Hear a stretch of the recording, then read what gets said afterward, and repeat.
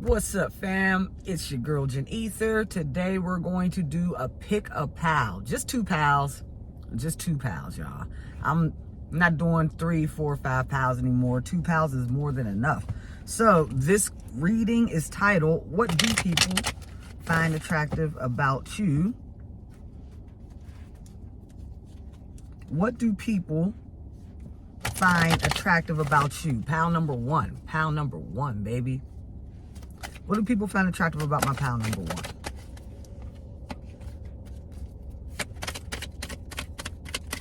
What do past, present, future? What do people find attractive about pal one?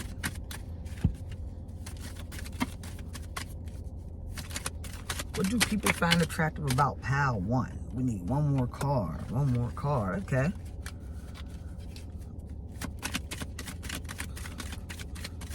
This isn't necessarily sexually attractive. It could go there, but we're just doing what just makes you attractive. All right. Pal number one. If you pick pal number one, what makes you attractive? You got the judgment card that came out first. So in the past, you are known as being someone that's able to make judgment calls. Like, a lot of people don't realize it, but when you're able to really be able to make decisions, be a person that can really move the chess pieces on the board, really make definitive decisions that's able to change and affect your life and even the people that are involved in positive ways, this makes you very attractive. So you're someone that when you see it, you can clearly, you call things as they are. You don't mince your words too much, and you're not someone who lives with their rose-colored glasses on. You've taken your rose-colored glasses off, and one of your favorite sayings would be, "It is what it is." You're one of those people. So people find that to be very attractive. The fact that you're not afraid to call someone out on their bullshit. You're not afraid to call yourself out on your own bullshit. You just see the world as it is. So that is what makes you very attractive. Also, your generosity, your warm spirit, the fact that you're able to stay emotionally balanced even when there's maybe things that are in your way, different obstacles that you have to overcome.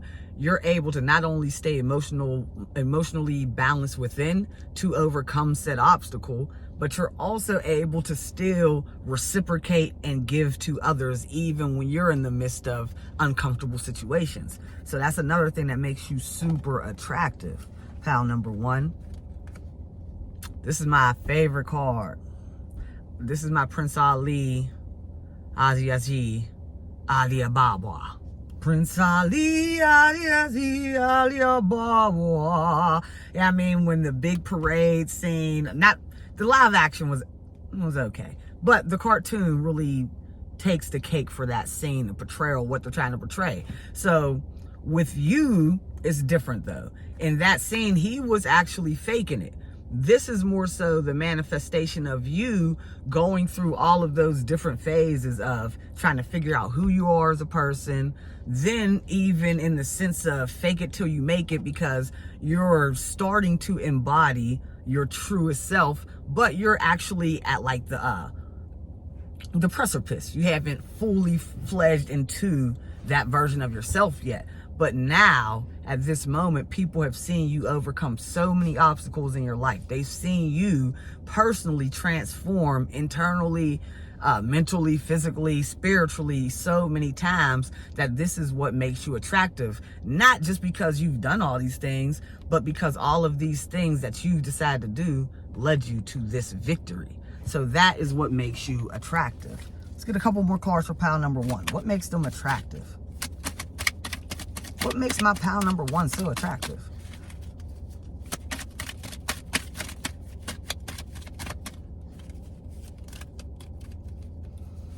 What makes my pal number one so attractive?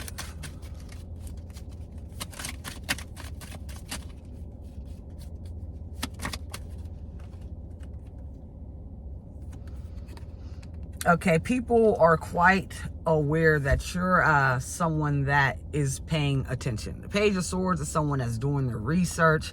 They are a novice. This is a page, so this is someone who's young at study. So you could be in school or whatever this victory is, it came from you really taking your time, studying your craft, going through whatever you had to go through, whether it was 2 years to get your associates, 4 years to get your bachelor's, the extra years to get your master's degree, doctorate, or if it was just you studying to, you know, create that business, to get the business off the ground. People find it very attractive that you're willing to accept your level as a page. Like I said, Prince Ali, he was always trying to fake it till he made it. That was pretty much the lesson of the movie, is like, bro, be yourself. If you want the princess, Princess Jasmine is actually looking for you. She hates these pretentious kings that are coming to her. She wants someone that's really just going to love her. So really everything that you're trying to change yourself into being is the opposite of what your desire is looking for. So people admire you because you're not faking it till you make it. You're very comfortable with sitting in your page energy, collecting all the information and everything that you need while you're in that energy. And then when it's time for you to move on and level up, you will level up. So people find that to be attractive. You're not in a rush to get to where you're going. You're not pretentious. You're not trying to outdo anyone but yourself. One more card for pile number 1. Ooh. Wow, they gave me 3. No, they gave me 2. All right, so what makes you attractive? We finally got some energy. I want to say this card, 2 of Staffs, with you being in the middle, this card can mean, you know, tarot takes on many different meanings. So this card can be interpreted many different ways. But for this particular reading, I'm just saying that you are someone that can be unbiased. Meaning, let's say you have 2 friends that are coming to you. Maybe they got into a rift with each other, or there's just some type of complication going on. You're that person that can be unbiased, not necessarily take a side, be able to clearly see each person's perspective and come up with a solution. And that makes you very attractive. Also, the only sexual card that came out, but all of these traits that I talked about is what brings the allure to you sexually. All of those traits that we just discussed is what makes you sexually attractive. The Ace of Wands, the Ace of Staffs, this does represent the phallic. So even what you do in the big game, whatever you're hitting, however you're hitting, whatever motion you're using, that makes you very attractive. Like most people who have slept with you, you are their top person. When they're done with sleeping with you, you're like, oh, if it's the first time, they're definitely blown away by the experience. Like, oh, I never experienced anything like this. I mean, no matter if you're a man or a female, it resonates the same. So all of the experiences, all of the traits that we mentioned prior to this card coming out is what makes you sexually attractive, and then you do not disappoint. Once you get in there, you lay it down, I mean, like I said, you don't disappoint. So pile number 1, these are all the things that makes you attractive. Let's move on, moving on. Pile number 2.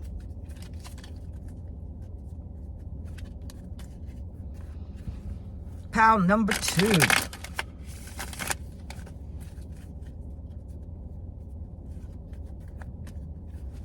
Pile number 2. What makes my pile number 2 attractive?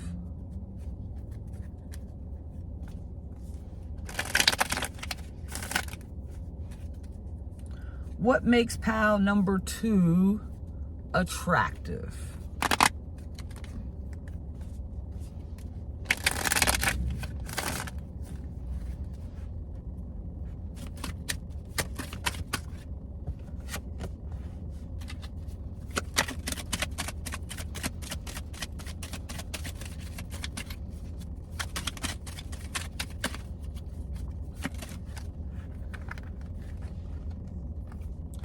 Oh, shit. Okay, pile number 2. What makes you attractive is super clear. You're someone who's not afraid to start over. That's your sexy trait. Your attractive trait is you're not afraid to move away. You're not afraid to walk away from things that no longer serve you and completely start over. You're also attractive because I don't know if it's rumored, I don't know if people talk about it, or if it's common knowledge, but it is known, at least by the people that find you attractive, that you are using your intuition. You're speaking to spirit, to God. The Most High is leading you in the directions that you choose to take, which is why you seem to be, or not seem to be, but I'll say seem to be because we're looking at the onlookers, their perception of it. Their perception of you is that you are fearless as you make huge changes in your life. But they realize, based upon watching you over some time, that you're only fearless because you are being guided by the Most High. And that makes you extremely attractive. Once again, this is like the same thing, moving. So you could be someone that constantly moves, or someone that is even someone that's been portrayed as like a flim-flammer, a flippy-floppy person. You may be someone that's constantly in and out of relationships, in and out of job titles, in and out of states or countries. You might just be someone that's constantly shifting. And now, even though, like I said, you may be someone who's gotten a reputation as being flip-floppy, this is still very attractive because people can't pin you down. I mean, and that's very sexy when someone seems unattainable. That's very attractive. So that is what makes you so attractive. People don't even really know what it would take to make you sit still because you're always off to the next. So, your money. You have a way of maintaining stability, and you make it look easy. So I remember, who was it? I don't know. I can't remember, but there was like kind of a big discussion, like right before COVID hit probably, and the world shut down, because, you know, everyone's a hustler, or everyone's a content creator, everyone's an entrepreneur nowadays. So I remember watching this discussion on even the word hustle, and it kind of definitely made me want to not necessarily do away with the word, because I understand the hustle. Like, I mean, that's who I am. I am a hustler, and not in the negative sense, the negative notation of it, but the reason why it was seeming like, okay, maybe you should do away with this word is because to hustle means you're always on the rat wheel. You're always in a constant hustle to get what you need to get, and to constantly keep yourself in that mind state, you may be putting yourself in that cycle. But what makes you so attractive is you look like you get the bread, and it's not necessarily a constant race, the carrot dangling up in front of you, and you're constantly running in front of it, never knowing when you're going to have to stop running, right? No, for you, you just kind of cool, easy, breezy cover girl, relaxing, meditating. You probably got pina colada and getting caught in the rain. Yeah, I mean, you listen to shit like that, like, and if you like, So you know how to manifest with ease, and that is very attractive, to see someone that doesn't really try too hard, but things seem to naturally flow in. So pile number 2, let's see what else. This one popped up. Your friendships. You have cultivated very, very strong friendships throughout your time on the planet.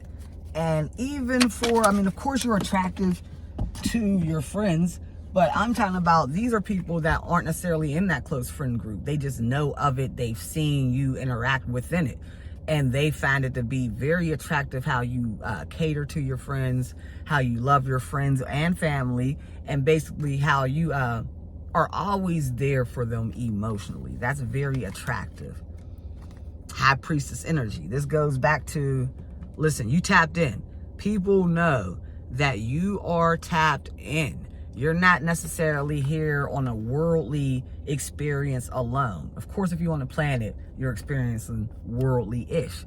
But people understand that you kind of dip in and out. I mean, you're 5D, 50%, or maybe, let's say, to give it more reality, you're 5D 30% of the day, and you're 3D literally in the matrix for the other 70, because you have to be, or you be shipped off into an insane home. Yeah, I mean, so people are aware that your way of life is contrary to 90% of the planet. So you come across as whimsical, as different. Your way of thought comes across as whimsical and different, but it's very attractive. It is alluring, and it makes people want to know more. Options. What makes you so attractive is you always appear to have many options. And this is options in love. This is options in career, in your finances. If you want to go out and make, let's say your goal is to make $70,000 this year. You're like, okay, I want to have a $70,000 year. You're not someone that has to depend on one thing. You're someone who has learned how to diversify the skills that they have. So you have plenty of options in how you're going to go get that 70,000. And I mean, if you want to say, okay, this year I want to do a lot more dating, you're not going to necessarily just be dating one person for this year. You're going to be having multiple options, being able to really explore who you want to date. You know, it's not, you're going to be able to explore like, okay, this guy's short, this guy's tall, this guy's light skinned, this guy's, thin, this guy got some weight on, this guy's a bodybuilder. So it is very attractive that you just seem to have options in all facets of your life. So that was your reading, pile number 2, on what makes you attractive. Let me know if you like this format, the pile 1, pile 2. We'll always do spiritual readings. I got a couple coming up with how to make your dreams a reality and what you need to release. Those are the next ones coming up. But I want to make sure I'm integrating more fun readings. What makes you attractive? Who's your next partner going to be? Stuff like that. So let's keep it fun, but let's keep it spiritual. Let's keep it balanced. It's your girl, Janetha. I'm out. Peace.